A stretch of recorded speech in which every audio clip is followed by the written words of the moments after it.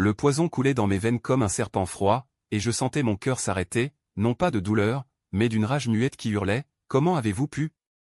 Pierre, mon mari, penché sur moi avec ce sourire de croque-mort, murmurait des mots d'amour factices tandis que sa mère, cette vipère en tailleur Chanel, ajustait discrètement le flacon vide sur la table de chevet. Et moi, Claire Duval au nom, Claire Moreau, avant que ce nom ne m'étouffe comme un linceul, je mourais à 35 ans, empoisonné dans notre appartement haussmannien du 7e arrondissement, Paris qui scintillait indifférente au dehors.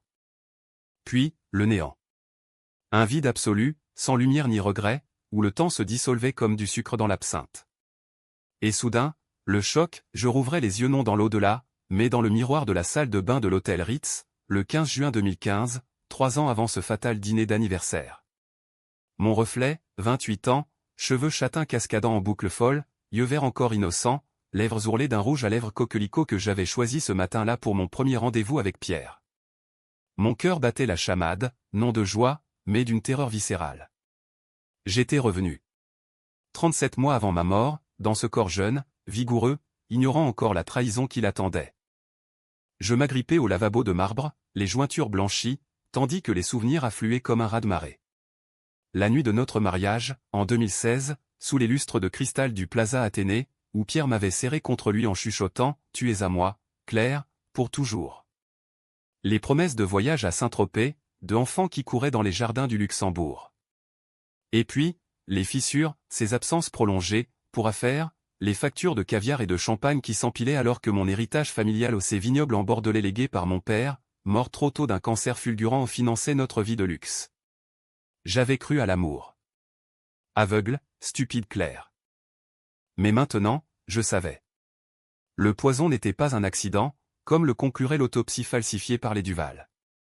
C'était un plan ourdi de longue date, Pierre, endetté jusqu'au cou par ses spéculations foireuses sur la bourse, et sa mère, Madame Elisabeth Duval, veuve acariâtre d'un industriel ruiné, avait comploté pour m'éliminer et s'approprier les 20 millions d'euros de mon domaine viticole.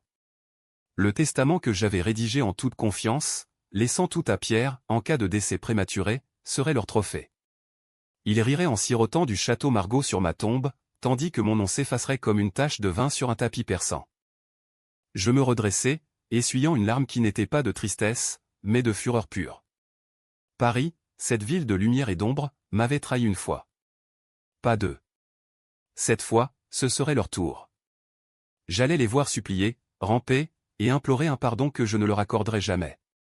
La vengeance n'est pas un plat qui se mange froid, c'est un feu qui consume de l'intérieur, et je venais d'allumer l'étincelle. Ce soir-là, au Ritz, Pierre m'attendait au bar Hemingway, impeccablement vêtu d'un costume sur mesure, ses yeux bleus pétillants d'une fausse candeur. « Claire, ma chérie, tu es radieuse » lança-t-il en se levant pour m'embrasser la main, son parfum boisé Acadie Parma, je m'en souviens maintenant en masquant à peine l'odeur âcre de son avidité. Nous étions censés discuter de notre avenir commun, mais je savais déjà, il tissait sa toile, sondant mes faiblesses, évaluant la fortune que je représentais. Je m'assis, croisant les jambes avec une grâce calculée, et commandai un martini sec. « Pierre, dis-moi la vérité, que cherches-tu vraiment en moi » demandai-je d'une voix douce, presque enfantine, pour le désarmer. Il rit, ce rire de ténor qu'il réservait aux cocktails mondains. « Ton âme, bien sûr. Et peut-être un peu de ton vin bordelais pour arroser nos nuits. » Je souris en retour, mais intérieurement, je gravais chaque mot comme une lame sur une pierre tombale. « Ton âme ? Non, c'est la mienne que tu as volée. Mais je vais la reprendre, goutte de sang par goutte de sang. » La soirée se déroula comme dans un script que je connaissais par cœur. Dîner au laser, où les étoiles filaient au plafond comme des promesses mensongères. Il parla de ses projets ambitieux, une galerie d'art à Montmartre, financée par... Qui d'autre ? Moi. J'acquiesçai, feignant l'enthousiasme, tout en notant mentalement les noms, son associé, Marc Lefebvre, un requin de la finance qui deviendrait plus tard le falsificateur de mon autopsie, et bien sûr, Elisabeth, sa mère, qui nous rejoindrait, par hasard, pour un café le lendemain, sondant mes intentions successorales. De retour à mon appartement rue de Rivoli, un pied-à-terre hérité de maman, avant que les Duval ne le transforment en mausolée de dettes, je fouillai mes tiroirs. Là, sous une pile de factures, le dossier de mon notaire, le testament initial, rédigé à 25 ans, qui léguait tout à une œuvre caritative pour les orphelins de la Gironde. Pierre ne l'avait jamais vu, il croyait que j'étais une page blanche, prête à être noircie par ses désirs. Mais j'allais réécrire l'histoire. Demain, je contacterai Maître Laurent, l'avocat de famille, un homme discret aux lunettes rondes et au passé trouble, un ancien procureur radié pour irrégularité dans une affaire de corruption. Il saurait comment enterrer un secret. Ou en déterrer un. Les jours suivants furent un balai de duplicité. Je laissai Pierre me courtiser, acceptant ses invitations à l'Opéra Garnier pour Tosca, où la vengeance de la diva faisait écho à la mienne. « Tu es ma Floria Tosca », me glissa-t-il à l'oreille pendant l'entracte, ignorant que je rêvais déjà de le voir choir comme Scarpia. Pendant ce temps, je rencontrai Maître Laurent dans son cabinet du Marais, une pièce aux murs tapissés de livres reliés cuir, imprégnée d'une odeur de vieux parchemin et de tabac froid. « Madame Moreau, vous semblez changée », remarqua-t-il en ajustant ses lunettes, ses yeux gris perçant les miens comme s'il devinait l'ombre de la mort qui me collait à la peau. Je posai le dossier sur son bureau. « J'ai besoin d'un Nouveau Testament. Mais pas pour mourir en paix. Pour que certains meurent en enfer. » Il haussa un sourcil, mais ne posa pas de questions. Les hommes comme lui vivaient de silence complice. Nous rédigions, tout à une fiducie anonyme, gérée par lui, avec une clause de déclenchement automatique en cas de « mort suspecte ». Et cachée dans les annexes, une lettre scellée, les preuves que je rassemblerais, pas à pas, de leur trahison. Mais la vraie arme n'était pas le papier. C'était le savoir. Je commençai par infiltrer le passé de Pierre. Une recherche discrète sur LinkedIn, un appel à une ancienne amie journaliste au Figaro, et bientôt, les fissures apparurent. Pierre n'était pas un simple galeriste raté, il avait fui un scandale à Lyon en 2012, une affaire d'escroquerie aux antiquités où sa mère avait utilisé ses connexions pour étouffer l'enquête. Elisabeth Duval, veuve d'un magnate du textile, ruinée par des investissements hasardeux, mais toujours influente dans les cercles du pouvoir parisien, a un dîner chez elle avec un député, un chèque à un flic corrompu. Ils étaient une hydre à deux têtes, et je devais les décapiter l'une après l'autre. La première décision controversée vint vite. Pour approcher Marc Lefebvre, l'associé de Pierre, je dus franchir une ligne que la Claire d'avant n'aurait jamais osée, une nuit à l'hôtel de Crillon, où je le séduisis lors d'une réception de la finance. Vêtu d'un smoking trop serré, il bafouilla des compliments sur mes courbes tandis que je versais du champagne, mes doigts effleurant les siens avec une précision chirurgicale. « Marc, chéri, Pierre m'a tant parlé de vos affaires communes. Mais dis-moi, qu'est-ce qui le retient vraiment ?» Il mordit à l'hameçon, ivre de vin et de vanité, révélant les dettes de Pierre, 5 millions engloutis dans des toiles falsifiées, un prêt usuraire auprès d'un syndicat corse. Je ris, feignant l'amusement, mais enregistrai chaque mot sur mon téléphone dissimulé dans mon sac. La loi est claire, la séduction n'est pas un crime, mais l'utiliser pour ruiner un homme. C'est le genre de gris moral qui fait les grandes tragédies françaises. Bientôt, le piège se resserra. J'invitai Elisabeth à déjeuner au café de Flore, ce bastion des intellectuels où Sartre disséquait l'absurde. Elle arriva en fourrure malgré la canicule, son maquillage impeccable masquant les rides d'une ambition inassouvie. « Ma chère Claire, vous êtes l'avenir de notre famille », roucoula-t-elle en picorant sa salade niçoise. Je souris, servant le poison verbal, et si cet avenir incluait des assurances? J'ai revu mon testament. Tout pour Pierre, bien sûr, mais avec des garanties. Ses yeux s'étrécirent, un serpent flairant la proie. Prudence est mère de sûreté, n'est-ce pas, répondit-elle. Oh, si elle savait que la prudence était mon nouveau mantra, forgé dans le feu de ma propre mort. Les semaines passèrent en un tourbillon de mensonges exquis. Pierre me demanda en mariage lors d'une croisière sur la Seine, sous les ponts illuminés, un solitaire de 2 carats scintillant à mon doigt. J'acceptai, larmes aux yeux des larmes de triomphe, car chaque « oui » était un pas vers leur chute. Derrière les rideaux de soie de notre suite au Georges V, je complotais, un compte offshore aux Caïmans pour protéger mon héritage, des détectives privés pour traquer les transactions occultes de Pierre. Et la nuit, seul, je revivais ma mort, le goût amer du laudanum dans mon verre de Bordeaux, les rires étouffés de Pierre au téléphone avec sa mère, c'est fait, maman. Demain, on est riche. Mais la vengeance exige du sacrifice. La deuxième décision qui me hanta fut d'impliquer un innocent, Sophie, ma meilleure amie de l'université, une avocate idéaliste au barreau de Paris. Je lui confiai une partie du dossier, feignant une intuition paranoïaque sur Pierre. Aide-moi à le vérifier, s'il te plaît. Pour mon bien. Elle accepta, ses yeux bruns emplis de loyauté, ignorant que je la mettais en danger. Bientôt, elle découvrit les premiers fils, un virement suspect de Pierre vers un compte au nom d'Elisabeth. Claire, c'est grave. Tu devrais partir. Partir? Non. Rester et brûler. Fin du premier millier de mots. La toile se tisse, Paris tremble sous mes pas vengeurs. Le mariage fut un chef-d'œuvre de dissimulation, célébré à l'église Saint-Germain-des-Prés, entouré de fleurs de lys et de regards envieux. Pierre, rayonnant en queue de pie, prononça ses vœux avec une ferveur qui aurait trompé un saint. Dans la richesse et la pauvreté, dans la santé et la maladie, jura-t-il, sa main serrant la mienne comme un étau. Je répondis d'une voix veloutée, jusqu'à ce que la mort nous sépare. Ironie du sort, elle nous avait déjà unis, et je veillerai à ce qu'elle les sépare, eux, dans l'abîme. Les lunes de miel à la Côte d'Azur furent le prélude à leur avidité. À l'hôtel Negresco de Nice, Pierre commandait des langoustines et du Dom Pérignon comme si l'argent coulait des robinets. Avec ton héritage, ma chérie, nous achèterons une villa à Aise. Imagine, vue sur la mer, piscine à débordement. Je hochai la tête, caressant son bras, mais mon esprit cartographiait déjà les dettes. Le Negresco facturait 2000 € la nuit, payé par ma carte, tandis que Pierre vidait un compte joint qu'il avait secrètement ouvert. Maître Laurent m'envoya un rapport discret, 300 000 € siphonnés en 3 mois, vers des casinos à Monte-Carlo. Patience, Claire. Laisse-les s'enfoncer. De retour à Paris, la vie conjugale s'installa dans notre hôtel particulier du 16e, un manoir bourgeois au plafond à caissons et aux cheminées de marbre. Elisabeth s'y installa comme une squatteuse royale, pour aider à la décoration, disait-elle, mais en vérité pour surveiller. Ses yeux, d'un bleu glacé, me suivaient comme des lasers lors des dîners, où elle disséquait mes origines, les Moreau, ces vignerons provinciaux. Charmant, mais si rustique. Je ripostais avec un sourire, rustique, oui, mais le Bordeaux que vous buvez tant provient de là, chère belle maman. Sans nous, votre cristal serait vide.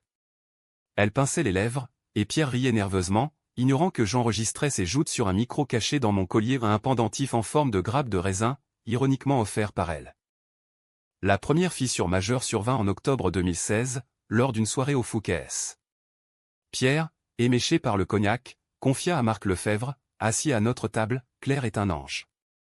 Son père lui a laissé une mine d'or. Bientôt, on sera blindé. Marc, les yeux porcins luisants sous les lustres, gloussa, fais gaffe, Pierre. Les anges ont des ailes qui brûlent.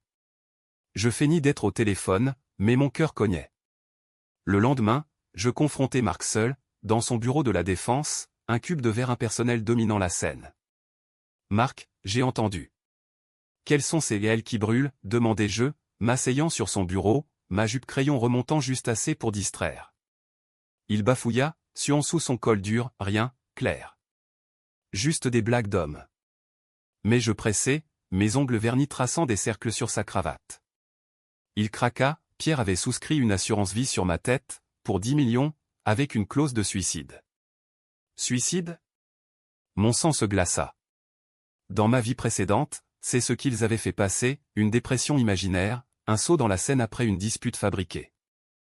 Cette révélation me consuma. Cette nuit-là, seul dans la chambre d'amis pendant que Pierre ronflait sous l'effet du somnifère que j'avais glissé dans son whisky, je pleurais pour la première fois depuis mon retour. Pas pour moi, mais pour la Claire naïve qui avait cru en l'amour. Pourquoi? Me demandai-je, fixant le plafond orné de fresques mythologiques. La réponse vint dans un flash, mon père, avant de mourir, m'avait mis en garde contre les Duval lors d'un appel anodin. Pierre est charmant, ma fille, mais sa famille. Ils sentent l'argent comme des requins le sang. J'avais ri alors. Maintenant, je jurais sur son âme, il paierait. La contre-attaque commença par une décision qui me ronge encore, impliquer la pègre. À travers Sophie, qui avait des contacts au palais de justice, je contactai un certain Raoul, un ex-condamné pour blanchiment, devenu informateur discret pour les flics. Nous nous rencontrâmes dans un bistrot de Belleville, enfumé et anonyme, où l'odeur d'escargot et de vin rouge masquait les murmures. Madame Duval veut ruiner son gendre, ricana-t-il, sa cicatrice barrant sa joue comme une carte au trésor. Je glissai une enveloppe, 50 000 €, tirée de mon compte personnel. Pas ruiner. Détruire. Trouvez-moi les preuves de leur fraude passée. Et surveillez-les. C'était illégal, immoral, un pas dans l'ombre que Zola aurait condamné dans ses pamphlets. Mais la loi des hommes est lente, celle de la vengeance, impitoyable. Raoul livra vite. Des documents falsifiés, Pierre avait revendu des antiquités volées en Italie, via un réseau corse, Elisabeth avait détourné des fonds d'une association caritative qu'elle présidait, pour renflouer les caisses familiales. Je les archivais dans un coffre-fort chez Maître Laurent, avec une clause, en cas de ma mort, tout partait au procureur. Mais je ne m'arrêterai pas là. Pour Pierre, personnellement, je préparais un piège intime. Lors d'un week-end à Deauville, je découvris, par hasard ces messages avec une maîtresse ou une jeune actrice de passage, rien de sérieux, mais suffisant pour semer le doute. Pierre, comment as-tu pu, sanglotai-je sur la plage, le vent atlantique fouettant mes larmes théâtrales. Il jura fidélité, à genoux dans le sable, promettant le divorce si. Non, je le manipulais, prouve-le. Rédige un contrat prénuptial révisé, où tu renonces à tout en cas d'infidélité. Aveuglé par la culpabilité, il signa, devant notaire. Un autre clou dans son cercueil. Elisabeth suspecta quelque chose. Lors d'un thé chez la Durée, elle attaqua, « Claire, vous changez. Vous n'êtes plus la petite fille rêveuse que Pierre a épousée. » Je sirotai mon macaron au citron, répondant, « Les femmes évoluent, Elisabeth. Comme le vin, plus on l'aère, plus il révèle ses tanins amers. » Elle pâlit, et je sus que le jeu était lancé. Sophie, de son côté, creusait, elle intercepta un appel d'Elisabeth à un pharmacien louche, commandant du laudanum déjà. Ils accéléraient. Panique ou impatience? Peu importe. J'accélérais aussi. La tension montait comme une symphonie de Ravel, dissonante et envoûtante.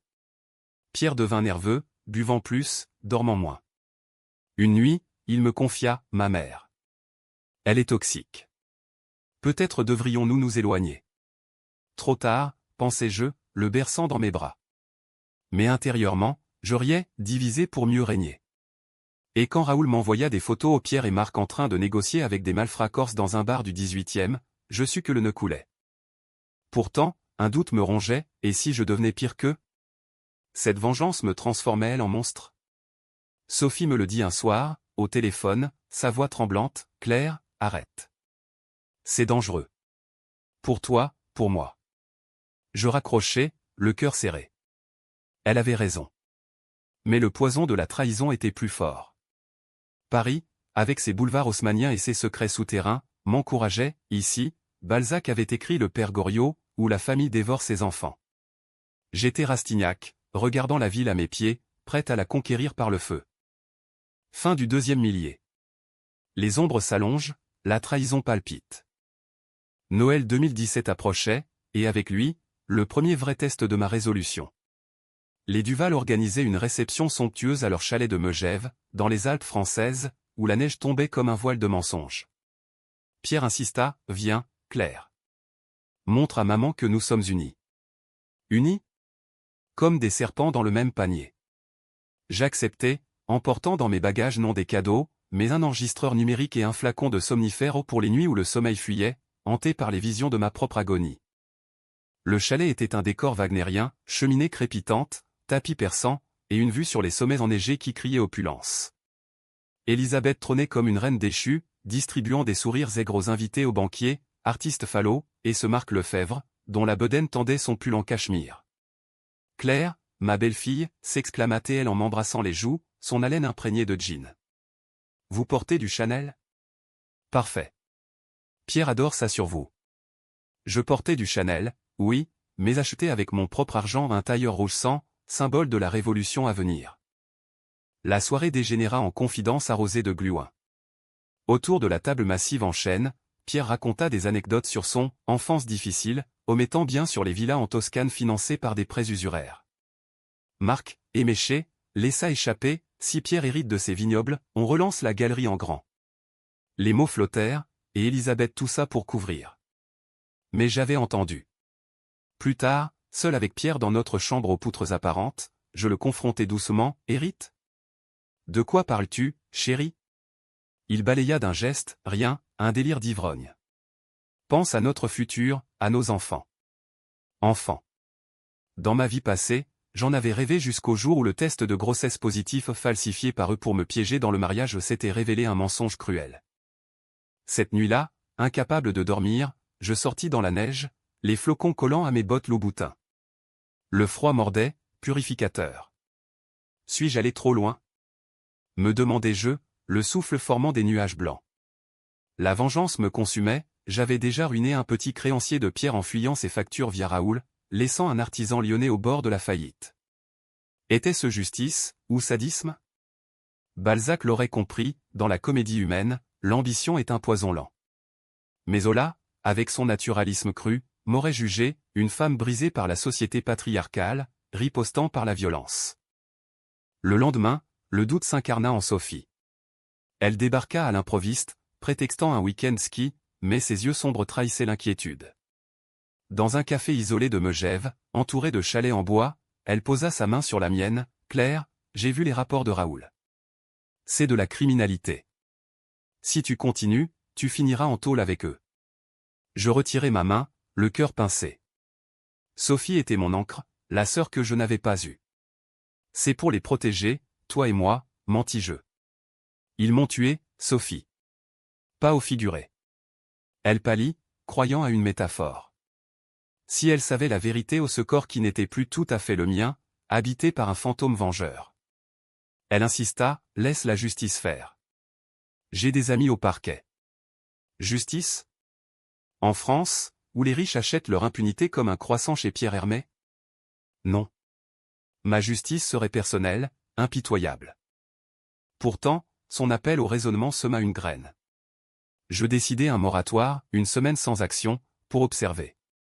De retour à Paris, je me plongeai dans les archives familiales, fouillant les greniers de mon domaine bordelais. Là, parmi les bouteilles millésimées, je trouvai la lettre de mon père, non pas une mise en garde anodine, mais un avertissement précis. Claire, si les Duval approchent, méfie-toi d'Elisabeth. Elle a ruiné ton oncle en 1995, un faux accident de voiture pour l'assurance. Mon oncle? Mort quand j'avais 10 ans, officiellement ivre au volant. Un secret enterré, comme le mien l'avait été. La rage revint, plus vive. Ce n'était pas personnel, c'était dynastique. Les Duval étaient des prédateurs sériels. La décision controversée suivante fut la plus sombre, empoisonner subtilement leur confiance. Pas littéralement, pas encore, mais par la rumeur. Via un faux compte anonyme sur les réseaux parisiens, je lâchai des insinuations. Pierre Duval, le galeriste qui vend des faux? Sa femme sait-elle pour la maîtresse corse? Les ragots se propagèrent comme une traînée de poudre dans les salons de Neuilly. Elisabeth appela, furieuse, « Claire, c'est vous? C'est vile calomnie. Je feignis l'innocence, moi? Je protège notre nom, belle maman. Mais si Pierre a des secrets. » Elle raccrocha, mais le mal était fait. Pierre, parano, accusa Marc, qui accusa un rival. La famille se fissurait de l'intérieur. Janvier 2018 apporta le premier coup dur pour eux. Raoul intercepta un colis, des documents pour falsifier mon testament, commandés par Elisabeth à un faussaire de Pigalle. Au lieu de les livrer, il les fit disparaître, les remplaçant par des copies piégées ou des pages avec encre invisible, révélant au scanner des aveux codés. Quand Elisabeth les présenta à Maître Laurent, feignant une vérification, il les examina, impassible. Intéressant, madame. Mais ces signatures. Elles ne collent pas, voulez-vous que j'alerte la police? Elle balbutia, se rétractant. Ce soir-là, elle confronta Pierre, j'entendis leurs cris à travers les murs minces de l'hôtel particulier. C'est elle. Ta femme est un serpent, hurla-t-elle. Pierre, lasse, maman, arrête. On patiente. Mais la patience n'était plus de mise. Sophie, blessée par mon silence, me confronta lors d'un déjeuner autour d'argent. Tu changes, Claire. Tes yeux. Ils sont froids. Comme si tu étais morte dedans. Elle avait raison. Le retour à la vie m'avait vidé d'humanité. Je lui avouai une partie, j'ai vu l'avenir, Sophie. Un futur où il me tue.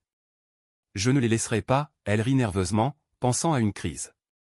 Mais elle promit de m'aider, à contre-cœur, infiltrer le réseau de Marc via un contact à la BRDE, la brigade financière. Les mois printaniers furent un crescendo de tension. Paris fleurissait, les cerisiers du champ de Mars en roses effervescence, mais mon jardin intérieur était un champ de mine. Pierre, sentant le vent tourner, tenta de me reconquérir, dîner romantique à la Tour Eiffel, bijoux de chez Van Cleef. Je t'aime, Claire. Plus que tout. Je répondis en l'embrassant, mais mes lèvres masquaient un dégoût croissant. Une nuit, il essaya de me faire l'amour, ses mains pressantes sur ma peau. Je le repoussai doucement, pas ce soir, chérie. J'ai mal dormi. En vérité, son toucher me rappelait le lit de mort, ses caresses post-mortem feintes. Le twist mineur vint en mai, Raoul découvrit le lien corse. Pierre n'était pas seulement endetté, il devait 2 millions à un clan dirigé par un certain Enzo Rossi, un exilé fiscal de Bastia. Ils veulent du sang si pas payé d'ici l'été, m'informa Raoul dans un café du canal Saint-Martin. 100. Le mot résonna. Au lieu de payer, je contactai Enzo anonymement, via un intermédiaire, Duval vous trahit. Il prépare une fuite avec l'héritage Moreau. Les Corses mordirent, et bientôt, des ombres suivirent Pierre dans les rues de Paris. Elisabeth, acculée, tenta l'approche directe. Un après-midi pluvieux, elle m'invita à l'Académie française, sous prétexte d'une visite culturelle. Assise dans la coupole, entourée de bustes immortels, elle murmura, « Claire, soyons honnêtes. Pierre est faible. Mais ensemble, nous pourrions partager. Les vignobles pour lui, une part pour moi. Qu'en dites-vous? Le marché du diable, en velours. » Je souris, « Partager? Comme vous avez partagé avec mon oncle? » Elle blêmit. « De quoi parlez-vous? » De l'accident de 1995. Les freins sabotés. J'ai les rapports, Elisabeth. Mensonge pas encore, mais efficace. Elle se leva, tremblante, « Vous êtes folle. » Folle? Non. Ressuscité. Fin du 3e millier. Le doute sème, le venin coule. L'été 2018 fut un brasier. Les Corses pressaient Pierre, des appels anonymes, une voiture incendiée devant la galerie. Il vint me voir, pâle comme un linceul, « Claire, j'ai des ennuis. » Des investisseurs italiens. Mécontents. Prête-moi 500 000 euros. Pour nous sauver. Je feignis l'hésitation, puis signai le chèque mais tracé via un compte piégé par Maître Laurent, qui alerta discrètement la Tracfin, l'unité anti-blanchiment. C'est de l'argent sale, expliqua l'avocat lors de notre rendez-vous secret au Procope, le plus vieux café de Paris. Ça les mènera à la BRDE. Je hochai la tête, sirotant un café amer. Sacrilège, trahir son mari à la justice. Mais n'était-ce pas eux qui m'avaient trahi en premier? Sophie, maintenant pleinement impliquée malgré ses scrupules, apporta les munitions, des enregistrements de Marc discutant pot de vin avec des fonctionnaires de la mairie de Paris pour une subvention à la galerie. C'est du lourd, Claire. Mais si on le transmet, c'est la fin pour toi aussi, complicité. Complicité. Le mot me hanta lors des nuits solitaires, où je marchais le long de la Seine, les lumières des bateaux-mouches dansant comme des spectres. Paris, ville des amours impossibles, des duels au petit matin, m'enveloppait de sa mélancolie. Hugo l'aurait chanté comme une amante vengeresse, moi, je la vivais comme une alliée. La décision la plus controversée fut celle de l'intimité forcée. Pour obtenir une preuve irréfutable contre Elisabeth, je dus séduire son confident, un notaire corrompu, Henri Duval, ironie du nom, lors d'un gala à l'hôtel de ville. Vêtu d'un smoking élimé, il bava sur ma robe bustier en soie noire, ignorant que mon décolleté cachait un micro. Dans une alcôve sombre, ses mains grasses sur mes hanches, il murmura, « Elisabeth paie bien pour les testaments. » Modifié. Le prochain, c'est celui de la petite Moreau. Un accident, et hop. J'endurais ses baisers baveux, vomissant ensuite dans les toilettes de marbre.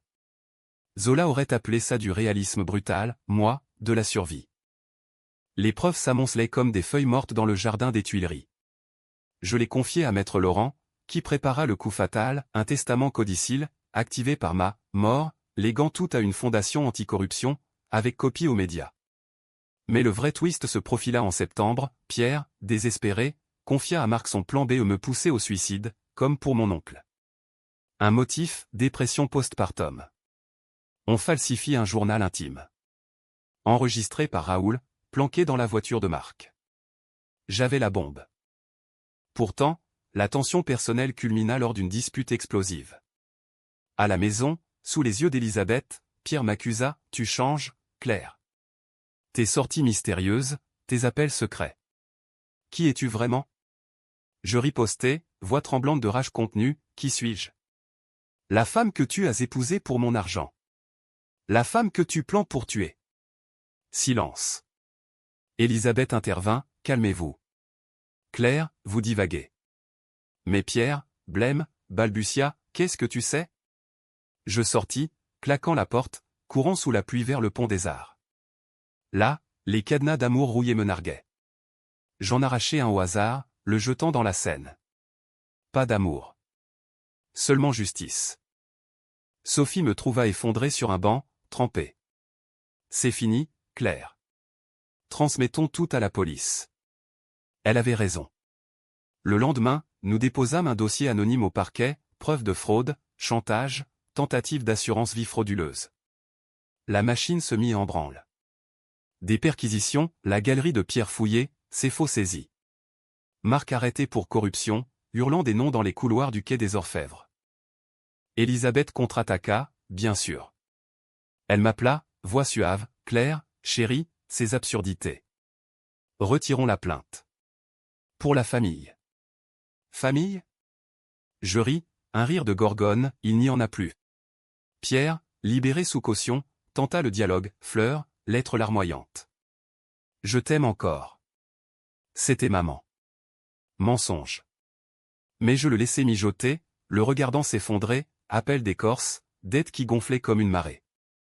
Le climax approcha en novembre, lors d'une confrontation au cimetière du Père-Lachaise, où reposait mon père. Pierre et Elisabeth vinrent, séparément, mendiants. Pierre d'abord, à genoux sur la tombe, pardonne-moi, Claire. J'étais faible. Je le fixais, impassible, faible. Tu étais un monstre. Puis Elisabeth, en perd les châles de cachemire, pense à l'héritage. On peut encore. Je l'interrompis, l'héritage est à moi. Et votre liberté, bientôt perdue. La police frappa le 20 novembre. Perquisition au chalet, saisie des comptes. Pierre arrêté pour fraude aggravée, Elisabeth pour complicité dans l'accident de mon oncle. Les preuves de Raoul avaient rouvert le dossier. Au commissariat, leurs cris résonnèrent, c'est elle. Elle nous a piégés. Oui. Et c'était exquis. Mais le doute persistait. Sophie, blessée par les risques, s'éloigna, tu as gagné, mais à quel prix? Le prix d'une âme noircie, peut-être. Fin du 4e millier. Le feu rugit, les masques tombent. Décembre 2018, le vent de la justice souffla enfin. Le procès s'ouvrit au palais de justice de Paris, une cathédrale laïque aux colonnes imposantes, où les échos des scandales passés Dreyfus, Outreau hantaient les couloirs. Pierre, menotté mais en costume chic, me foudroya du regard depuis le banc des accusés. Elisabeth, voilée de noir comme une veuve prématurée, murmura des prières à une croix invisible. Les chefs d'accusation, escroquerie, faux en écriture, tentative d'assassinat sur personne assurée, et pour elle, homicide involontaire sur mon oncle. 20 ans de réclusion, plaidait le procureur, un homme sec comme un parchemin. Je témoignais, vêtu d'un ensemble gris-perle, la voix ferme malgré le tourbillon intérieur. Ils m'ont courtisé pour mon argent, manipulé pour mon testament, et planifié pour ma mort. Les flashs des photographes crépitèrent comme des coups de feu. Le Figaro titra, La vengeance de la Vigneronne, une belle famille déchue. Paris se délectait, ce théâtre national des drames bourgeois. Le twist final surgit lors de la lecture du testament, non le mien falsifié, mais le vrai, révélé par Maître Laurent. Dans la salle d'audience bondée, il se leva, lunettes scintillant sous les néons, mesdames, messieurs, avant le verdict, un document additionnel. Il déroula le parchemin, mon testament originel, de 2015, léguant tout à la Fondation pour orphelins, avec une clause pénale, en cas de fraude avérée, les Duval devaient rembourser le double des sommes détournées, via saisie sur leurs biens. Pierre hurla, c'est impossible. Elle a signé pour moi. Mais les preuves en enregistrement, faux interceptés scellaient leur sort. L'avocat avait, un autre document, comme le tisait le destin. Le verdict tomba comme une guillotine, 20 ans pour Pierre, 15 pour Elisabeth, plus restitution de 10 millions. La salle explosa en murmures, dehors, la foule scandait, justice. Je sortis, air libre piquant mes yeux. Sophie m'attendait, bras ouverts, tu l'as fait. Nous pleurâmes, non de joie, mais de libération. Les Corses? Ils se calmèrent une fois Pierre incarcéré à Fresnes, son rôle de bouc émissaire réglé par Raoul, un service pour un service. Mais la victoire était aigre. Seul dans mon appartement rue de Rivoli, désormais mien sans dette, je bus un verre de mon Bordeaux, le goût terreux me ramenant à la mort. Suis-je heureuse? La vengeance avait purgé le poison, mais laissé des cicatrices. Pierre m'écrivit de prison, tu m'as tué, Claire.